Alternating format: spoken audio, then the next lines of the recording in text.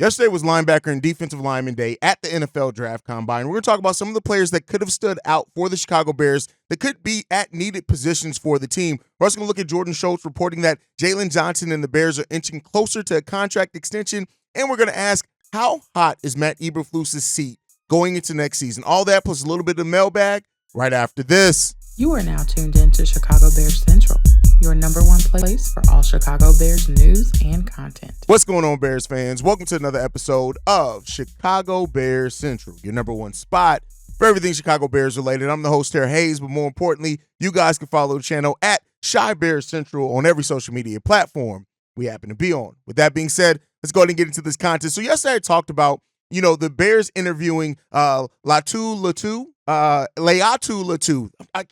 getting it. And Jared Verse yesterday, and how they are at that edge position that's much needed for the Bears to address. But there's other positions as well that the Chicago Bears need to address on that defensive line. I've talked a lot about how the new defensive coordinator, Eric Washington, likes to rotate players out on that defensive line. So I do feel that depth is going to be an important piece for that defensive line. I think I said offense, defensive line. And I want to look at some of the other prospects that worked out yesterday that definitely could be on the Chicago Bears board. And one of the first ones that I want to look at is one that's more versatile on that defensive line, and that's Darius Robinson from Missouri. Now, this is a guy who had 12 sacks, 19 and a half tackles for a loss over the last two seasons. But the thing with him is how versatile he is. He's been used all up and down the defensive line, both as a defensive end and tackle.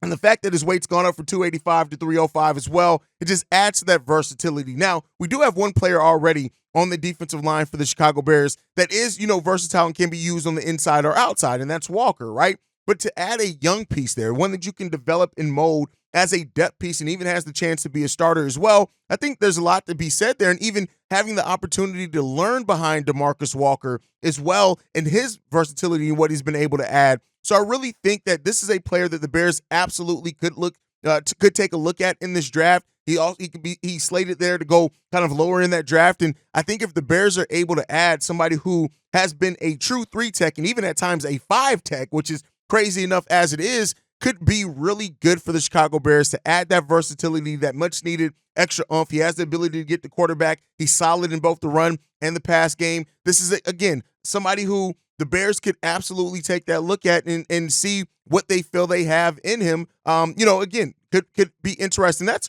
really what the draft is about. I know that we look at the top of the draft and always players that have the highest upside and things like that.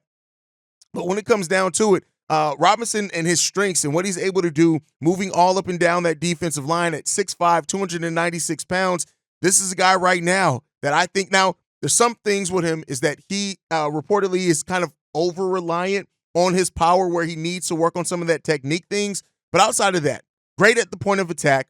He's good against the run. He has the hand technique to work in some, and he can work it inside and outside as a pass rusher. This is an extremely versatile guy that I think you can really take a look at. He's going to be drafted on day 2, so that the Bears have plenty of picks around that area where they can look to do something with. So I definitely think Robinson is somebody to take a look at that could be on the Bears board when it comes down to draft day. And I wouldn't hate it at all. Again, a guy that really stands out, especially that versatility is what stands out the most to me. And I think that if I know anything about the Bears, know about Matt Eberflus and what I've learned and looked into Eric Washington and how he likes those versatile players, I think that this is a guy that absolutely the Bears could be on the Bears list. And I think that Bears fans would eventually love him as well. Now, next one is Jaylon Newton. This is a guy who a lot of Bears fans are probably familiar with out of Illinois. This guy is a monster. He just produces. That's the thing with him. He produces 6'2", 295 pounds. Again, over 5.5 sacks in each of his final 2 seasons in college football. He comes in, he's that 3-tech. We know, again, Matt Eberflus has not had the 3-tech that is the best for his system since he's come in. And he's another player that can play all up and down that defensive line. And because of that, I do think that, as a versatile piece and somebody who's slated to go as well as day 2, may even slip down to day 3, I think this is a guy that the Bears should absolutely have on the board if he's there. Not saying they should move up to take him or give up any assets, but if he's there when the Bears pick, regardless of whatever else they've done in the draft, because of his versatility, I really like him a lot, and I would not mind. It's not just because he went to Illinois, but I would not mind to see that guy at all in a Bears uniform next season and have the opportunity to line up next to a Montez Sweat, right? And help bring that acre there. Another player that I think the Bears should absolutely take a look at, this is another edge. This is Adisa Isaac out of Penn State, 6'4", 247 pounds, had reportedly a really good workout in interviews yesterday as well. Things with him. He can get to the ball. He's really good at agility-wise as well. He has a set of moves to get to it. Some issues with him, though, is that, again, kind of like some other things, he doesn't handle the strongest lineups, right? With that said, he's projected to go right now on day 3. Now, this is a more developmental piece for the Chicago Bears. He's not as ready to go as some of the other guys. That's why he's slated to go on day 3. But when you look at it, 7.5 sacks, the third most in the Big Ten last year. He's intense. He has the fundamentals down. This is a guy that I really think the Bears should and probably will take a look at in this draft. But let me know what you guys think. Anybody else that you guys are feeling missing? You guys have been really vocal on, prospect list, things like that. Are you liking the way that we're covering the draft as well? Like, we're doing some of these bits and pieces, position by position. I haven't really looked. I did my initial wide receiver positions. I did my defensive end positions. Now I'm defensive lineman kind of overall. We'll be looking at safeties probably in Friday's episode on top of the mailbag. So if there's any safeties you would like to hear me cover specifically, please go ahead and leave them in the comment section as well. And if you're on the podcast side, at the end of the show, I always tell you guys how to get your thoughts in. But moving on from the draft to free agency, the Chicago Bears, as we know, one of the biggest decisions that they have to make this offseason is what to do with Jaylen Johnson, right? Can they get a deal done with Jaylen Johnson? Where according to insider Jordan Schultz, that the Bears and Jaylen Johnson are moving closer and closer to a deal, and that right now, from what he's hearing, again, take this with a grain of salt. We know insiders and things like that, but what he's saying is that he's hearing that it's going to be about $20 million average salary per year. We kind of speculated the franchise tag for him, I think, would have come in at 18.7. So you're going to probably have to offer him a little bit more than that, which makes sense. If it's an annual of $20 million a year, that would put him around the tied for the second most actually in the NFL. That would put him right up there with Jalen Ramsey and Denzel Ward as far as average salary per year. Jair Alexander gets $21 million per year. So it's not necessarily setting the market at all, but it is placing him in a place with his peers per his production and what he's been able to do for the Chicago Bears. So I'm not mad at the $20 million number. Kind of the biggest question that I have is that if we do lock in him for $20 million, and that's what the market is for Jaylen, and if that's what we pay for Jaylen, cool, you get him in, you get a guy who's developed in your system, who's developed for your team, who was drafted by the Bears. He's done everything that you can ask of a player basically to do that to earn a second contract with the team, right? And if that's what we do is we pay $20 million, what does that put the flexibility for the Chicago Bears in the rest of the free agent market? Now, we know we cleared upwards of $20 million by waiving Cody Whitehair, Eddie Jackson, so it kind of replaces that. We got a little bit extra money on the cap as well with the rise of the cap across the league. So all those things kind of benefit, giving Jaylen Johnson his money and still being able to be active. But what other positions are they going to spread the money out? Is it going to be another big name acquisition signing? So that's if the deal is announced that Jaylen Johnson does go ahead and come to a contract extension agreement or a new contract with the Chicago Bears. The next thing that I pivot towards is, okay, what do we do with the remaining money? What position groups are Ryan Poles going to target? That is why I like that the free agency is before the draft in the NFL, because it allows you to kind of clarify some things with veterans and then fill the rest of the things out with talented young rookies that are on cost-effective contracts. So we'll see what that means. Does it mean that the Bears are going to pay big money for an edge, a wide receiver, a center, right? Is that the route they're going to go? Are they going to go kind of middle of the pack free agents that can help, right? Veteran free agents that can help, but you're not necessarily breaking the bank at. But Jaylen Johnson deserves his money. And I, for one, as I know many Bears fans, hope that the Bears do keep Jaylen Johnson, and then we push forward going forward and see what the Bears are going to look like. Now, with that said, I want to have a conversation here before we get into the mailbag, and I want to talk about head coach Matt Eberflus. Coming out of last season, it was reported, we all kind of understood why that Matt Eberflus's job may have been in jeopardy. Now, reportedly, the Chicago Bears spent a couple of days talking about it. They ultimately made the decision to hold on to Matt Eberflus. They revamped that offensive staff. They moved on from Luke Getsy. But how hot is the seat really for Matt Eberflus moving into next year? And I want to talk about a couple of key things with it, right? First, the quarterback situation. If the Bears do go a rookie quarterback, does that extend Matt Eberflus's time here, right? Does that kind of not only reset the rookie quarterback clock, which everybody talks about, but does that reset the expectations for Matt Eberflus under a new quarterback that was drafted by this regime? Does that give him a little bit more time, right? I think that is a fair question to ask in this, because if you stay with Justin Fields, then you could still look to move on. I'm not saying you can absolutely look to move on either way, regardless if you keep or Justin Fields or draft a new quarterback. It could be this is a true evaluation season for Matt Eberflus, who does have 1 year left on his contract after this year, right? So that's part of the clarity in it. It's not like they have to extend him or anything after this season, regardless of the outcome. But if they do get a new quarterback, which if you listen to some of these reports that, it goes in every day. Some people are saying, well, for sure, the Bears are moving on from him. Ryan Poles even had an interview yesterday where he said, if we decide to move on from Fields, we want to make sure we do right by him, which is something that he's already echoed before. But for some reason, people are taking that as Ryan Poles has tipped his hand on what the Bears are doing with the quarterback. We'll see, right? But if you do reset that quarterback clock, does that also reset the expectations around Matt Eberflus, or then do you just give him to finish out his 5-year contract to then say, hey, we'll take a look at what you are by the end of year 5. That'll be the second year of a rookie quarterback. If that's what they do, that's one of the questions there that lay ahead of Matt Eberflus. I'm sorry, year 4, sorry, because we're going into year 3 with now Matt Eberflus, confused with Justin Fields. So that's the question there that lays ahead of Matt Eberflus. Next, you just got him a whole new offensive staff.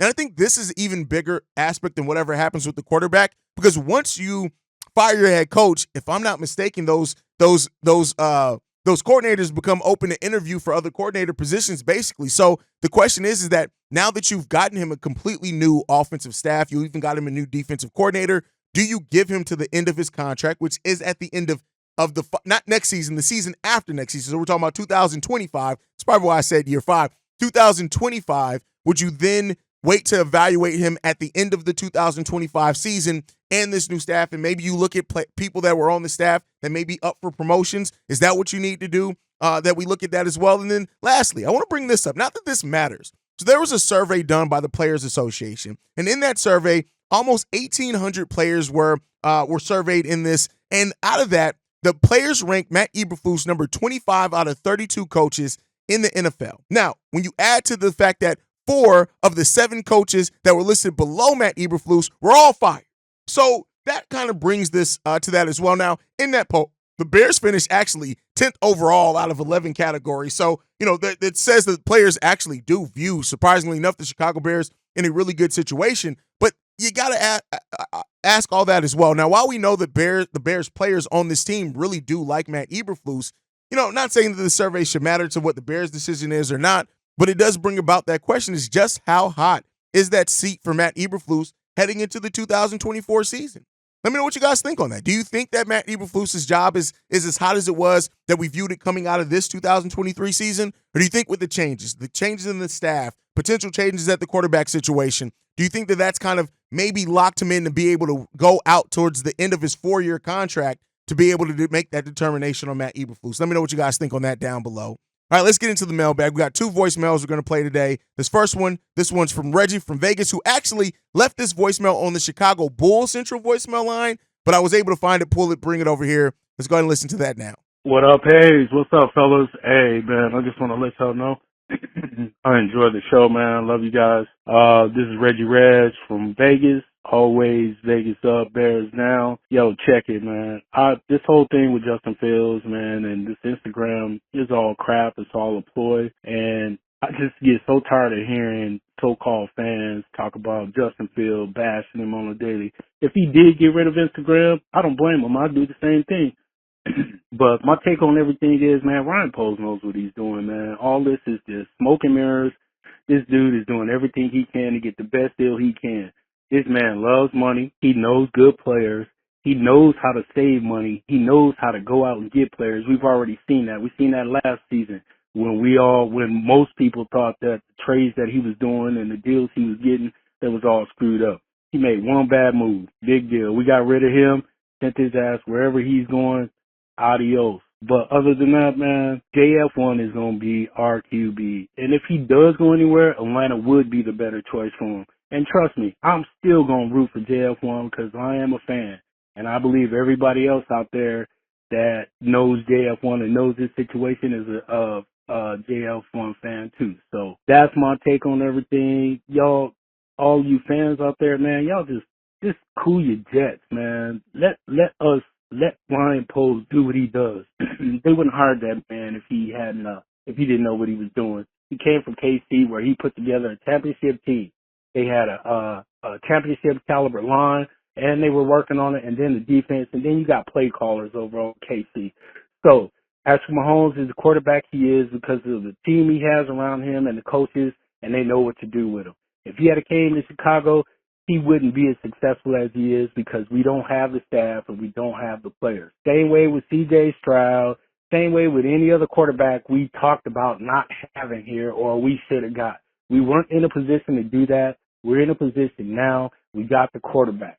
And if y'all remember the story about the guy who got trapped on top of the roof during the flood, and he said he didn't want to go nowhere because God was going to save him, and he let all three of these vehicles pass him by, all his safety lines he let go. Then when he got to heaven, he was like, hey, what happened? I was waiting on you to save me. Fool, I sent you 2 boats and a helicopter. God sent us Justin Fields. Come on, people, wake up. It ain't going to be another boat come through like this for another few years. We've already gone through as many quarterbacks as we could. This is the one. Let's stick with him. All right, fellas, y'all be easy. That's all I got to say on that. Vegas up. I think with the ultimate thing, and I know you left this a little while ago, but Ryan Poles is reviewing all the options, right? That is the biggest thing to take away from any of this. He is reviewing every single option that is, and I love when he worded it as this. It's not Justin versus anybody. It's about making the right decision for the Chicago Bears, and that's something that no Bears fan, regardless if you love Justin, you love Caleb, no Bears fan should be mad at a GM saying it's about making the right decision, what we feel is the right decision for this franchise overall. That is something that I can't hate on. I love it. That's where I want the people running my team to be at. Make the best decision for the team. Let the rest of the crap work itself out, but make the best decision that's going to get your team to the place that you want to get to and where you say your fan base needs to be. And not to get it wrong, I see the signs that you're talking about, right? And I see the things that you're bringing up in that, but Ryan Poles is smart. And if I'm going to trust in Ryan Poles, that means I have to trust the decisions that he makes. Even if he makes a decision that I would not like to see the team do, let's see how it works out in the end. That's what I did with the Roquan shit, and it ended up working out. So let's see where it ends up, and I hope that at the end of the day, whatever decision Ryan Poles makes, that Bears fans give him enough grace and enough time to see how that develops over time, not to be so knee-jerky with just how it works out next season, and we'll see where it ends up for the Chicago Bears. Let's get into this next voicemail. This one is from Jesse. Hey, this is Jesse from Illinois. I love what you guys do. I'm a new viewer, watcher, everything. But leaving my bias out of it, just seeing the writing on the walls, I think the Bears have already decided they're keeping Justin Fields. I keep going back to what Kevin Warren said when they were retaining Matt Eberflus, and they were like, say what you will about him, but we know him. Well, they knew Luke Getsy too, and he's gone, right? I think they go after Marvin Harrison Jr. if they trade back too far. Marvin Harrison Jr. ain't going to be available past Arizona, and I think they go after a free agency guys like Gabe Davis. In the draft, you get a doomsday if you don't you pick up Marvin Harrison, but Shane Waldron already reached out to Fields, and either that tells you that it's so uncertain what they're going to do, or they already made up their minds, because there is nobody. There's no scout out there. There's nobody in the Bears organization that has come out and said, Caleb Williams is the ultimate generational talent. They didn't say that about Patrick Mahomes back in the day before this whole crew was here. They didn't say it about C.J. Stroud before he went to Houston. They certainly ain't saying it right now about Caleb Williams. Love to hear your thoughts. Thanks for what you guys do. You all have a good one. Bears keeping Fields and targeting Marvin Harrison Jr. Well, I've been on record to say that that's what I would love to see the Bears do. Basically, I've been saying that since like week 10. But, I mean, at the end of the day, I do think that like you said, there are enough wide receivers in this draft that I think the Bears are going to walk away with a damn good wide receiver if that's a position that they want to address in the draft. Now, they could address it in free agency for sure. But if they want to address it in this year's draft, I think there's more than enough reason to believe and think that they're going to be able to address it and get another dynamic wide receiver to go on the opposite side of DJ Moore. And then, hey, listen, we could be off to the races and see what this team really looks like. So that's my hope for it, at least. Let's see if it ends up coming about. So outside of that, though, the Bears and the scouts, here's the thing. I don't think Bears scouts would be tipping their hand one way or another. I don't think they'd be saying anything that would make it obvious if they were drafting Caleb. I don't think they'd be saying anything that make it obvious they're going to trade the number 1 pick. But I think at the end of the day, the Bears scouts get the reports to Ryan Poles, Kevin Warren, Matt Eberflus, and then they're going to make their decision. And so I ultimately, like I've been saying, I don't think a decision has been made. Well, maybe it may be made now that we just aren't made aware of. Maybe we'll make that. But I don't think that, for people that have been saying that the decision's been made or this points to that, I don't necessarily think that's true yet. We'll see what Ryan Poles and Kevin Warren end up doing. But that's my time for today, guys. Thank you guys for tuning in to another episode of Chicago Bears Central. Make sure you guys are following the channel at Chi Bears Central on every social media platform. You can also send us any feedback, questions, comments, concerns, ChicagoBearsCentral@gmail.com. And then lastly, if you want to leave a text message and or voicemail for the mailbag, which mailbag days are Fridays and Saturdays. That's when the show's mainly built around mailbag. It's 773-242-9336. We are the number one spot for everything Chicago Bears related, thanks to you guys. And like I like to end every episode on, Chi-Town up, but bear down. Love you guys. Peace, y'all. This has been a presentation of the Break Media.